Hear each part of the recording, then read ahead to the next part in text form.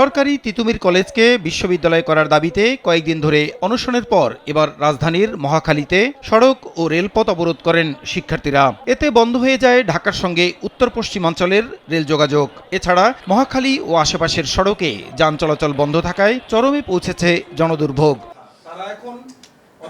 এমন পরিস্থিতিতে দেশের বর্তমান আইনশৃঙ্খলা পরিস্থিতি পর্যালোচনা এবং আসন্ন আন্তর্জাতিক মাতৃভাষা দিবসে আইনশৃঙ্খলা স্বাভাবিক রাখতে স্বরাষ্ট্র উপদেষ্টার সভাপতিত্বে বৈঠক হয়। পরে সাংবাদিকদের প্রশ্নোত্তরে শিক্ষা মন্ত্রণালয়ের সিনিয়র সচিব জানান, তিতুমিরকে আলাদা বিশ্ববিদ্যালয় করার যৌক্তিকতা নেই। তিতুমিরের বিশ্ববিদ্যালয় হওয়ার যে দাবি, সেই দাবির যৌক্তিকতা তো প্রমাণ করতে হবে। কারণ হচ্ছে যে তিতুমিরের মতো আরো অনেকগুলি কলেজ আছে। সাধারণ ছাত্ররা চাচ্ছে যে তাদের পড়াশোনা যেন নির্বিঘ্ন থাকে। দুর্ভোগ তৈরি করে আন্দোলনের ফলে জনগণের পাশাপাশি সরকারেরও নাভিশ্বাস উঠে গেছে, এমন মন্তব্য করে স্বরাষ্ট্র উপদেষ্টা শিক্ষার্থীদেরকে ক্যাম্পাসে ফিরে গিয়ে কলেজ কর্তৃপক্ষের কাছে দাবি জানানোর পরামর্শ দেন।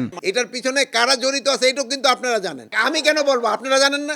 দেশের আইন শৃঙ্খলা আগের চেয়ে ভালো রয়েছে দাবি করে মহান শহীদ দিবস ও আন্তর্জাতিক মাতৃভাষা দিবসে সারা দেশে আইন শৃঙ্খলা স্বাভাবিক থাকবে বলেও জানান স্বরাষ্ট্র উপদেষ্টা। আইন শৃঙ্খলা পরিস্থিতি আমরা যে অবস্থায় প্রথম পেয়েছিলাম ওইটার থেকে অনেকটা উন্নতি হয়েছে। প্রসূন আশিস, সময় সংবাদ, ঢাকা।